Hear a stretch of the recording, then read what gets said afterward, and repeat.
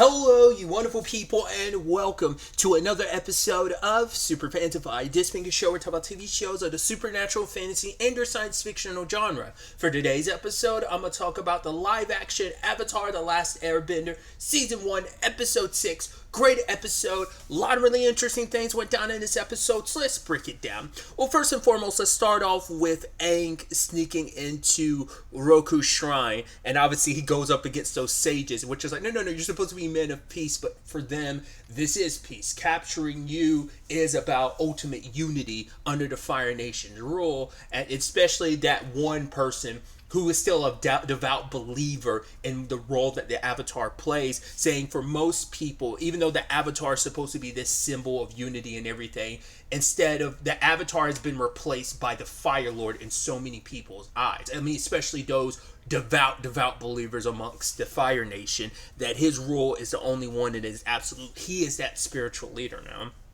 So Aang ends up getting the opportunity to meet Roku, which I'm like, he has a more sillier side. I don't think we ever, once again, correct me if I'm wrong, I don't think we ever saw a more silly side of him. I mean, I don't think we ever saw a silly side to any of them, especially Kyoshi, obviously, but like, because I always remember him like, not being as stern as Kyoshi, but almost the same. Because like Kyoshi's kind of like rough, very rough around the edges. But I don't think Roku was, but I think he was just kind of like your older, sage, wise Avatar, where he was just very like matter of fact. I just don't think we ever saw a silly side of him, and I just don't remember. But he was like, he's probably the most lighthearted of the Avatars we kind of got to really know, if I remember correctly, which I think is supposed to be in contrast with what you see and know of the Fire Nation. It's supposed to kind of be in contrast of it. Like I said, he is the Avatar I'm thinking of. I just did not remember his name being Roku. Kyoshi's name struck a chord when I heard it again, but Roku's, it just didn't sound. So I was like, is that the same Avatar? I was like, yeah, because generally speaking, not always, but generally speaking, we stay pretty, like, most recent incarnations. We don't go extremely far back for most cases. So, obviously, I haven't talked about it. I didn't even talk about it at all in the first episode, that they recreated the intro from the original animated series. I mean, obviously they used it and weaved it in as part of like the background lore building world element of like, okay, these are the elements, and obviously the cycle of the elements, water, earth, fire, air being the cycle, meaning Roku is the previous incarnation. He is he's the previous incarnation of the Avatar.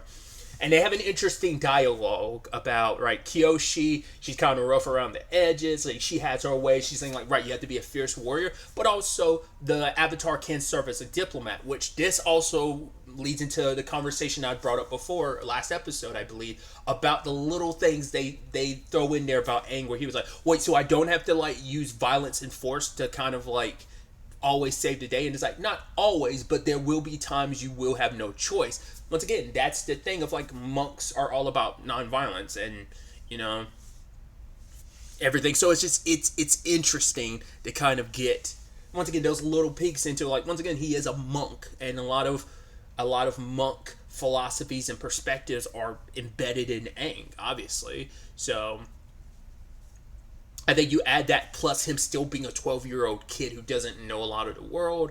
Like, it's a lot of staying fast to and true to who you are and your beliefs without compromising it. But sometimes the world calls for compromise. Once again, I love that element of this series as a whole. Just what things are you willing to compromise on, and which other beliefs and philosophies are you not willing to? So either way, it's just Roku's like, whereas Kyoshi's trying to be like, once again, very stern with it, Roku's trying to have a gentle hand approach to it, being like, you have to approach things this way or that way. Obviously, we learn more about Ko, the mother of faces, who's the reason why every living being has a face. She's the reason why identity exists in general, and she was Ko's mom, which feels befitting considering, like, right, the mother of faces and Ko being able to shape faces and steal faces, you know, makes a lot of sense. But it's like, yeah, she was Ko's mother, and that's what Roku stole all those years ago, was a totem representing that. It's like, just like everyone else, he was like, Ko wants what everyone wants, family. And it's the probably only reminder Ko has of its parent, you know? So it's interesting.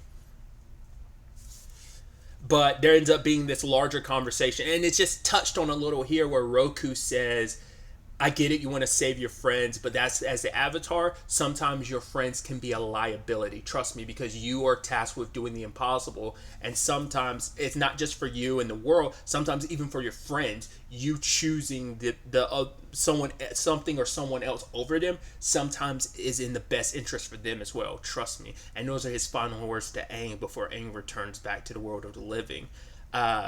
That story in particular, it's like, right, there's a story behind that, which I was like, I don't remember the details, but I do distinctly remember, because if I'm not mistaken, someone can correct me, I believe Roku's story does tie into why the Fire Nation started wilding out. I mean, wilding out like they did 100 years ago. Roku's story is tied into that, if I remember correctly. Like, Roku's story is a foundational and pivotal moment to why the Fire Nation shifted to where they were. If I, like I said, if I remember correctly, I could be 100% wrong. But because I know there, because I can't remember how many episodes were dedicated to it, and like I said, I can't remember the specifics of it, but I do remember the story covering Roku's story, because it does have plot relevance. I know there's some stuff that came up about Kyoshi that wasn't too... When there's some stuff that came up with Kyoshi that you're like, oh, that's not all kosher, that's not all copacetic. But I was like, it's a very specific story and a certain area's past connection to Kyoshi. I don't remember if that was just a side story thing or if that was like majorly story relevant, because I think Roku's situation is heavily story relevant, but like I said, I could be misremembering, but I do remember, like I said, the specifics of them, not the specifics of it, but them specifically covering Roku's past and how significant it was. And I think there's actually parallels, if I remember correctly, like between like Aang and Zuko. Like, I think there are parallels that can be drawn between that and Roku's friend conversation that he was having with Aang. But either way, by the time Aang comes back, June has tracked him down. And they have an interesting conversation that kind of goes in tow, where it's like, oh, you want to save the world? Well, the fact of the matter is, not everyone wants to be saved. Some of us have learned how to operate in this world and want it just to stay the way it is. You just wait for the dust to clear and settle. After everyone's fought over the scraps, you sneak in and you take the leftovers. That's her philosophy on things. So it's like an interesting philosophy. It's just, yeah, like some people are fine with the way the world being as is because it's the only world they know. Like, when you've gone through what you've gone through, you don't have any hope that the world could change. And even if it has, it's like, no, this is the world I know. This is the world I've adapted to. I've become this person for this world. Like, there's no going back to who I was. And could I ever be that person again? Could I ever change into someone different from who I was or who I am currently? So larger conversations like that. But Zuko and Iroh now have the Avatar, which I love the whole thing of, oh, here's your money. Iroh's like, he's like, you can count it if you want. She's like, no, I trust you. You know why? He was like, because if we don't, you'll track us down and come after us. And she's like, no, because you're so cute. And Iroh's like, ooh, like I said, he gets so excited by that. I love that. But like I said, I feel like I remember June being popping up more and more later on, but I don't remember. Like I said, I feel like I have inklings of that character, but I don't really remember her. I mean, any excuse to have more art and show, I'm always going to be happy about that. Either way, tangents and all that aside, when it's all said and done, you know, Aang is trying to understand why Zuko is the way he is. Even seeing, like, I could tell, especially because the little conversations he's had with Iroh, kind of being like, right, Zuko isn't who I kind of think he is, but it's like, hey, like, why are you the way you are? And we, as Zhao has been moved up in ranks because Ozai, once again, we get a different perspective on Ozai in this than I think we do in the show. I don't know. There is some kind of... I think Ozai was so elusive. I feel like we're getting way more Ozai in this than we ever did in the original series. Because I feel like Ozai, like, made the most small appearance because he was always a behind this... Like, maybe it's just because I only think about Ozai in the context of, like, where the series goes, and I never think about... Maybe he was introduced, like, super early on, but I feel like this cutting... I mean, once again, they are cutting around a lot of stuff. Like once again, the shenanigans filled adventures, these kind of one-off things along this adventure, but also like because the nature of the entire story is done, you can take and set the groundwork for stuff. You can move certain storylines up, or at least kind of set the seeds for certain future storylines later on down the road. That is like how much of that is like them pushing, because like once again, I think I kept bringing this up, like Azula isn't really a prominent character in the first book, but like she definitely pops up more and more as the series progresses because she becomes a more prominent character then. But like I think maybe during the first, because like I said, I could have sworn I remember hearing someone say fairly recently like Azula doesn't pop up until book 2. I think I'd mentioned that previously, but I don't remember. Like maybe there were small inklings of her, but her being a character present day, it seems like once again it's a seed they're planting where it's like all of the Azula stuff is like here in the capital, at the heart of the Fire Nation. Her getting to see the parallels between her relationship with their father along with Zuko's, as I brought up previously in a previous review and stuff. But like he's not the. It's interesting. I feel like we see a softer side in Ozai than I ever remember, especially when it comes to his kids. Well, because like I said, it's little things he does where you just feel like, okay, the manipulation is there. Like as I brought up last episode with the whole Azula of it all, where it's just like, oh, I'm pushing and nudging you because it's for the betterment. It's like rather than being straightforward, my kids, I got my own little. They're like pieces on a chessboard. I get to move around that kind of forge them into the warriors I need them to be, who I believe they can be. And obviously that heavily ties into Zuko's situation. But anyway, I kind of went on my massive diatribe, and I'm gonna like rein that back in. And obviously, going back to it, Zhao was given an admiral position, and Lieutenant G or none of the other crew is going to listen to Zuko anymore because he's the higher ranking officer now, and they'll suffer ramifications if they don't listen to him. But for Zuko, it just seems like everything that he feared is happening. It's being snapped. I mean, it was already kind of happening. It's happening even more now, where everything he's wanted is kind of being stripped away from it. And it's like now you're wondering like, oh, how much of this is Ozai thinking that this is going to be an important lesson for Zuko, and that's why he's doing this. Because just like he's pushing Azula, maybe he's doing the same thing for, it's like, right, how does coal go from being coal into a diamond? Through heavy pressure. It's kind of the same thing. He's trying to take his children, which he views as coal, and morph them into the diamonds he believes they can be. But either way, for Zuko, it's like everything is riding on the line. This close to his redemption, this close to getting back home. It's within his grasp, and to have Zhao take it from him, to send the Avatar to a place where he will be. It's like Zhao wants you to know where we're taking him because it's an impenetrable fortress no one's going to be able to break into. Zhao was hoping you make a mistake because that place is in Fire Nation territory, and the moment you step foot in there and your father finds out, you will suffer the consequences for going against his word. Someone has to let me know in the comments down below. Zuko showing up to save Aang with the mask and everything. I feel like I remember that reveal, but I also feel like I vaguely remember Aang never finding out it was Zuko. Someone would have to let me know.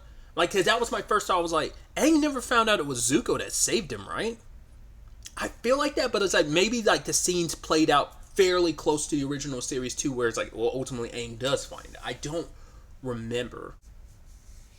I think it's such a good parallel though, just doing the whole cutting back and forth, especially with this whole episode revolving around the concept of mask in a lot of ways. And the fact is that Zuko puts on a mask to break into the fortress to save Aang, because by saving Aang, he's saving himself in the long run. As well as his uncle and the crew that's on his ship. But and obviously, because especially like the parallels of seeing like who Zuko was, and just seeing that cute kid, it's like, oh man, I had trouble with the shoulder pads. It's like, do I look okay? It's like, well, those laces are done wrong. He's like, what? It's like, don't worry. And his uncle's got him warm. It's like, oh, you look great. And he's just kind of like, do you see a side, like you never thought you'd see like a cute Zuko. It's like, oh, look at him, like he's really adorable. And you just realize how he's become the very jaded and cynical person that he is. I mean, just like the world is. The world's become jaded because of that. But it's like that little light that was in him, as Ozai puts it, it's his mom. As you learn later on as the series progresses, Zuko takes after their mom, Azula takes after their dad. If I remember correctly, maybe they'll cover this more later on. Someone had to correct me. I think Zuko remembers their mom a lot more than Azula does.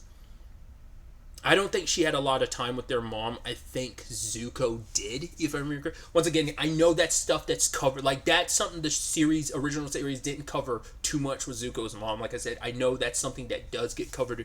I don't know the full context of them, but I do know that that's some storyline stuff that does eventually get covered in the comics that are like a continuation, but or just they're more in this world. But I've never actually read the comics. I never even read about his mom's story at all. So I don't know anything. That's not even me being coy about it or anything. Like, I legitimately don't know his mom's story or circumstances of, what happened to her and stuff. So I don't want to know. I don't want to spoil for me or whatever, but I'm just saying, like, I've never known that story because I've never read the comics, which like I said, think cover some of that. But like I said, just show that, like, there is compassion in Zuko, even though he isn't. I mean, we've seen it already. I mean, given the opportunity to go after the Avatar, he still chose to go after Iroh. But like I said, that confliction inside of him. I mean, he's the perfect example of that duality where it's like who you are, your beliefs, and just who you are in your truest nature, but how much of that's like versus who you want to be, who people expect you to be, which ends up being a conversation and a parallel between Zuko and Aang, because there are a lot of parallels. Two people who want to go home, and it's like, but can you go home, and what are you willing to do to go home, and is home lost forever to you? Which in Aang's case it kind of is, but he found a new home. It's like, can Zuko find a new home outside of here in the world? It's like, well, how can you find a new home when you're not looking for one, considering you still got your eyes glued to the past rather than the future? It's like both of them are kind of in that same boat, both tied so heavily to the past, understandably. Home was stripped away from both of them in many ways. But getting back to it, Zuko was at a military meeting and he wasn't supposed to really voice his opinion, but he did because he tried to come up with strategies they could use. His father put him on the spot, but just say Zuko failed every. He's like, no, you can't do that. Oh, let's put some tundra tanks. They're earthbenders. Our tanks will be useless against them. It's like, okay, like nothing Zuko did was he's nervous, and it's like it's not an open opportunity. You're thrusting him in this, but you're like, you should know better. You should think better. Think before you speak. But it's like you're putting him on the spot, but it's like he has such high expectations from Zuko. He's still young. He hasn't learned enough. But you're putting him on the spot. And even that general being like, oh yeah, here you are, princey boy. It's like, this is your crown prince you're talking to however you want to, but it's still like, that crown is heavy because there are so many people who don't respect you. It's like, oh, you only have a seat at the table because you're the crown prince. Anyone else in your position wouldn't be because you're not worthy of being here. Yet you feel the need to talk all this shit. And so Zuko challenges the general saying like, no, your plan is terrible because their plan is to send in like their 41st division, but it's like, but they'll have no route to retreat. It's like, of course, they're new recruits, they can be sacrificed. Like, it's not like we'll be losing too much in the grand scheme of things, but Zuko's not about just sacrificing people like that. And once again, you see the way he treats his own crew currently, but to see this young upstart like this, still hopeful and compassionate Zuko being like, no, you can't do that. So, Ozai says like, all right, let's settle this Agni Kai, trial by combat type of situation, a duel. But instead of facing off against the general, he faces off against his father, and multiple times, Iroh was like, let's not do this. And it's like, I've got to teach you respect because you talking about that plan being terrible. That's not only that, you weren't talking to the general when you said that. You were talking about me. This was my military plan. So you're saying my plan is terrible. You have no respect. And they go into a fight. And Zuko kind of holds his own and has an opportunity to strike his father down, but he doesn't. And his father ends up winning the bout. And he wants to teach him a lesson. And as we learn, he's the one that burned Zuko's face.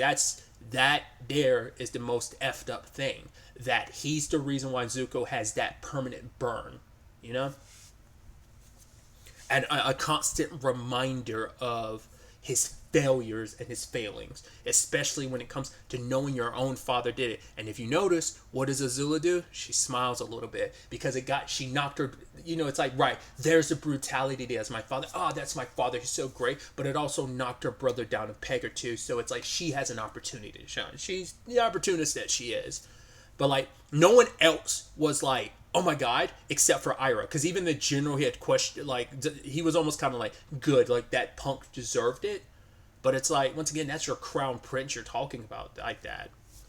Because there was a whole conversation from Lieutenant G saying, like, right, Zuko's never made any sacrifice. He treats us like crap. We've had it with his ridicule and his abuse, but then like Iroh was like, you don't know what Zuko sacrificed. Yes, he's rough around the edges, but you don't know what he's been through. And now we as the audience have the full context, obviously. But what I think is so interesting, this is what I was talking about before. The live action seems to be making Ozai, don't get it twisted, he's not a good father. He's actually a shitty father. But like, the fact is, it makes it feel like they're making him like, if you look at when he's burning Zuko's face, there is this look of almost like, this is hurting me more than it's hurting you, which obviously is that bullshit parent excuse when they're like, it's like, oh, like, this is gonna hurt me more than it hurts you. No, it's not.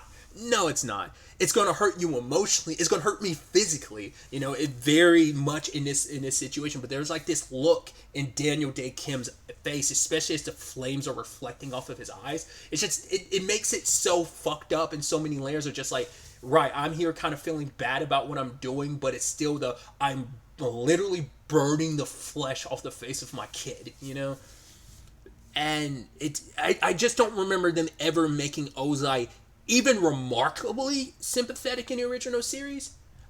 He's always been a brute and brutal and mean.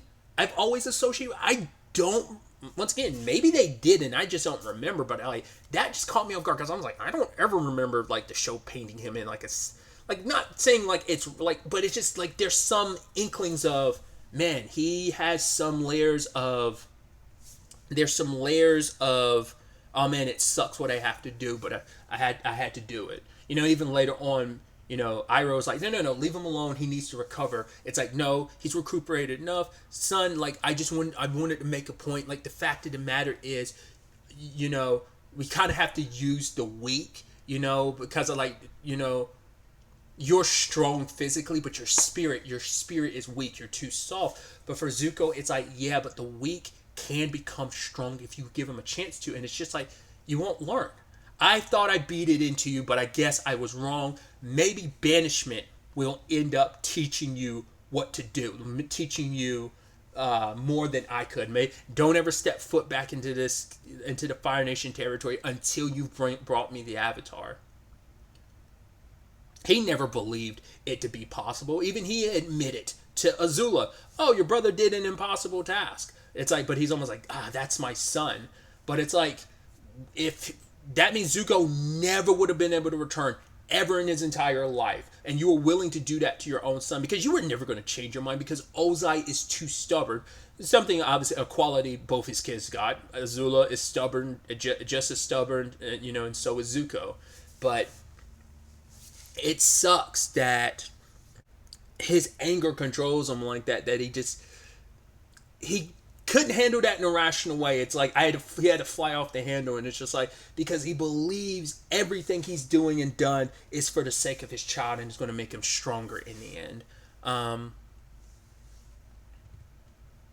But it almost seems like, were you even thinking that, considering you gave your son an impossible task?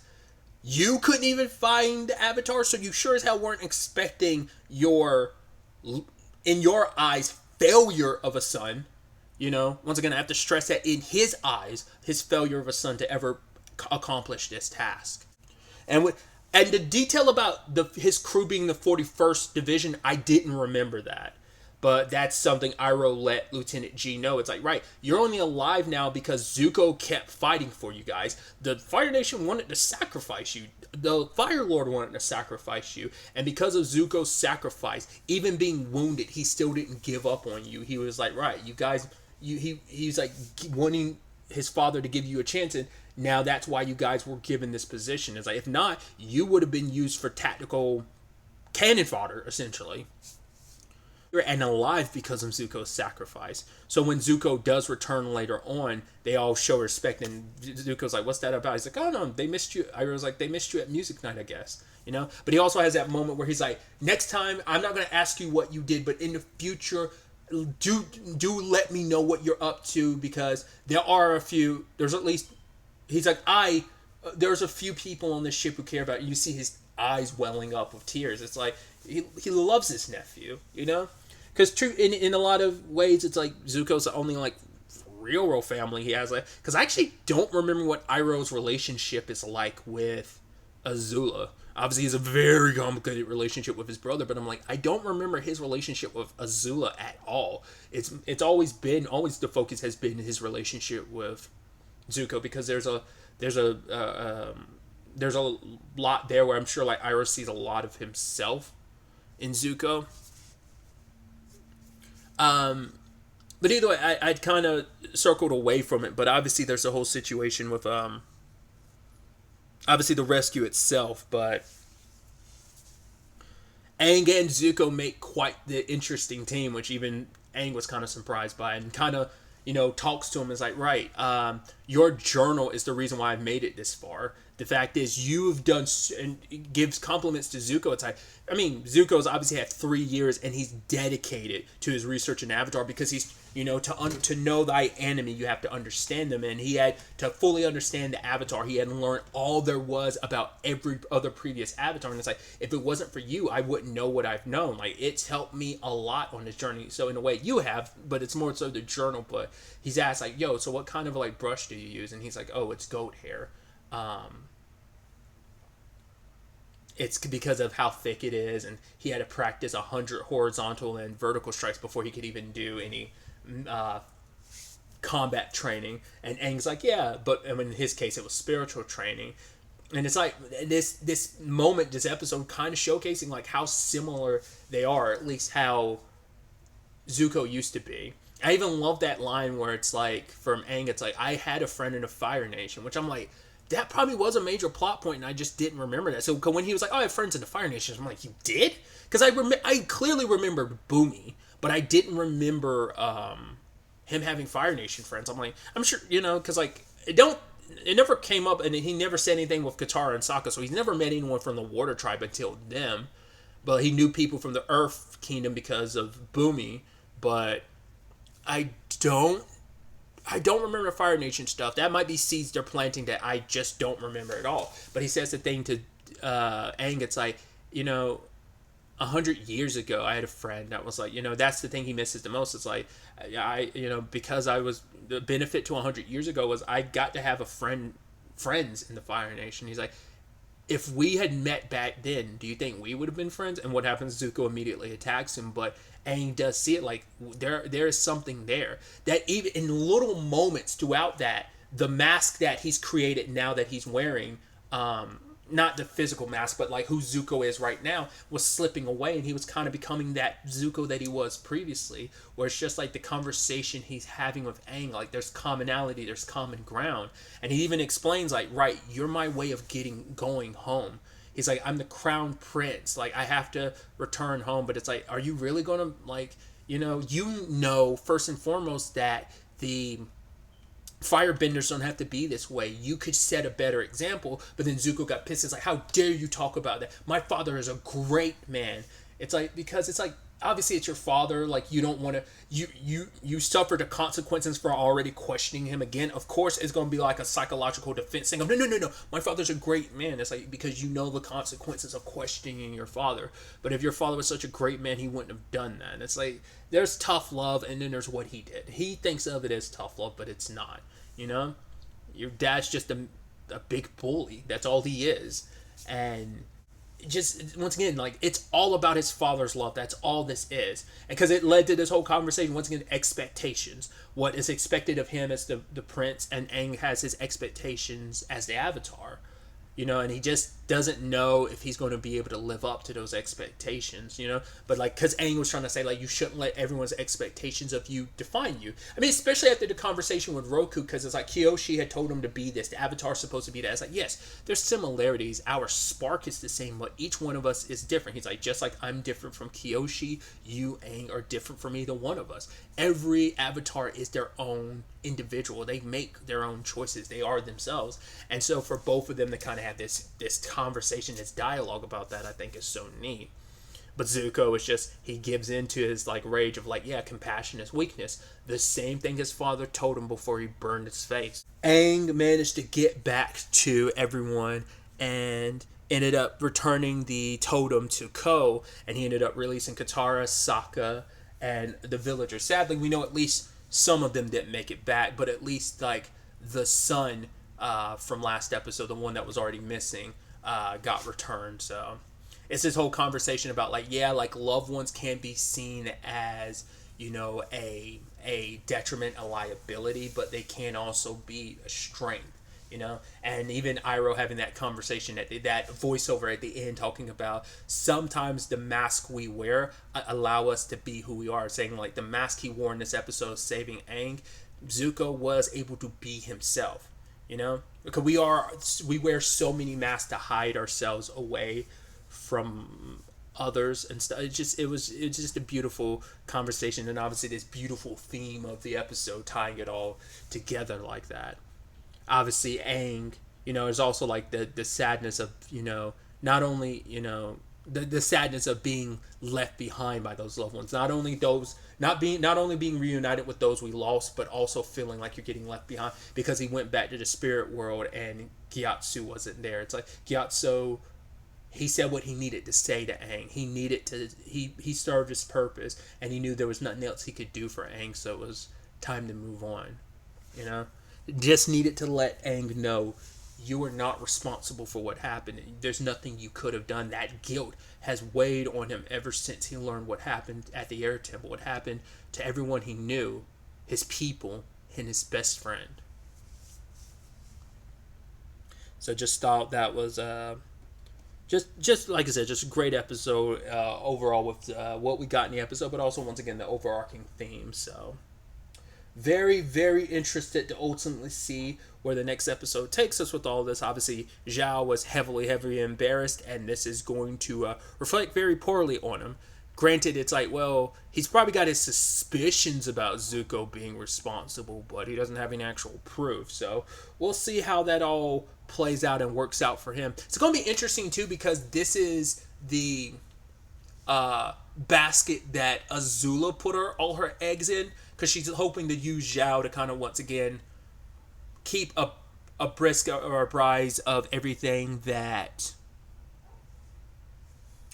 Zuko is up to, but it also like, because she's the one that made this suggestion too, so Zhao's failures are going to reflect badly upon Azula, which is going to make her sink deeper and deeper into her obsession with power and her obsession to be better than her brother and proving her rightfulness as the heir. So, like I said, it's going to be interesting to see how a lot of that's handled going forward into the next episode. Only 2 episodes of the season left, so I'm excited to see where everything ultimately ends up taking us.